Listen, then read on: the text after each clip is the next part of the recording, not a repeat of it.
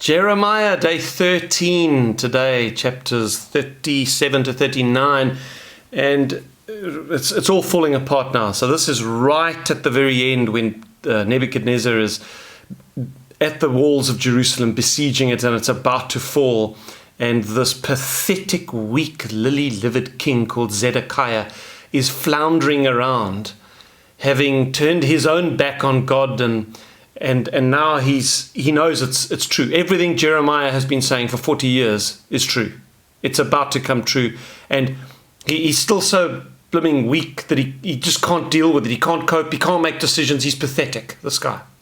And we see the patheticness of Zedekiah this morning. So Jeremiah, we see in the last couple of days, we've seen he's been imprisoned. He's been thrown in a pit.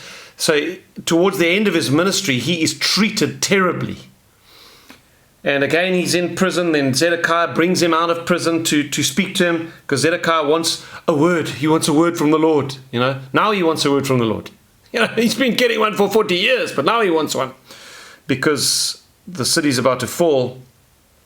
And we read in chapter 38 from verse 14, "Then Zedekiah the king sent and had Jeremiah the prophet brought to him at the third entrance of the house of the Lord.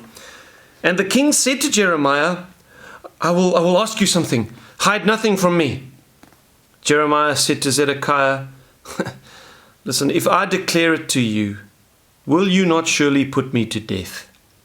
And if I give you advice, you will not listen to me." So Zedekiah the king swore secretly to Jeremiah, saying, "As the Lord lives, who made our very souls, I will not put you to death, nor will I give you into the hand of those men who seek your life." And it's pathetic. Zedekiah can't even stand up to the other men in his court who've thrown Jeremiah in prison. He's like skulking around. He's the king. Then Jeremiah said to Zedekiah, "Thus says the Lord, the God of hosts, the God of Israel, if you surely surrender to the king of Babylon's princes, then your soul shall live. This city shall not be burned with fire, and you and your house shall live. But if you do not surrender to the king of Babylon's princes, then this city shall be given into the hand of the Chaldeans. They shall burn it with fire, and you shall not escape from their hand." Okay, very clear advice. God has chosen to give this city to the Babylonians. Okay, this is of God. You need to surrender. Very clear advice. And Zedekiah the king said to Jeremiah, I'm afraid of the Jews who have defected to the Chaldeans, lest they deliver me into their hand and they abuse me. Okay, so here's God giving a man advice. And here's the man arguing back, saying, "But I'm afraid.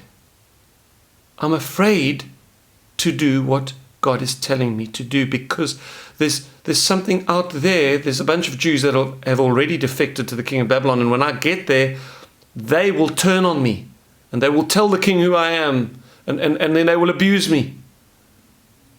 There's this realm outside of the power of God. If I obey God, it's going to turn out bad for me." But Jeremiah said, "They shall not deliver you. Please obey the voice of the Lord, which I speak to you. So it shall be well with you, and your soul shall live." Those are words which should be written in the sky above the human race. Please obey God, and it will be well with you. But if you refuse to surrender, this is the word that the Lord has shown me. Now behold, all the women who are left in the kings of Judah's house shall be surrendered to the king of Babylon's princes, and those women shall say, "Your close friends have set upon you and prevailed against you. Your feet have sunk in the mire, and they have turned away again. So they shall surrender all your wives and children to the Chaldeans." So, even your wives are going to be mocking you, or at least commenting on your downfall, because they're going to see it. You shall not escape from their hand, but shall be taken by the hand of the king of Babylon, and you shall cause the city to be burned with fire. If you don't listen, the whole city will be burned. If you do listen to me, you will even spare the city, says Jeremiah. Then Zedekiah said to Jeremiah, let no one know these words, and you shall not die. Don't tell anyone you came to speak to me. There is a certain patheticness to people who will not have faith. Okay, so here's my note. Faith and the obedience that issues from it. Okay, because how do you know you've got faith? You know you believe God if you obey him.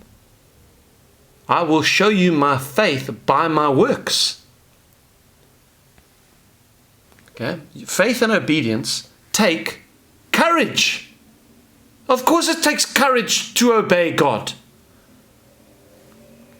There is plenty of evidence for the truth of God's claims, for the truth of the life, death, and resurrection of Jesus. Plenty of historical evidence. There is plenty of evidence for the existence of God.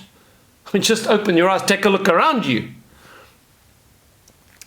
There is much warrant to trust God's promises. It's not like faith is blind faith. It's not. There is ample evidence that God exists, that his Son was Jesus Christ, who came into the world, who rose from the dead, and that all the claims of Jesus were true.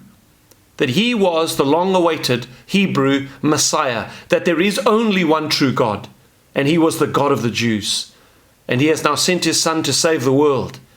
And that if you put your faith in him, he will forgive you of your sin, and he will give you everlasting life, and he will walk with you for the rest of your days as a father does with his daughter or with his son.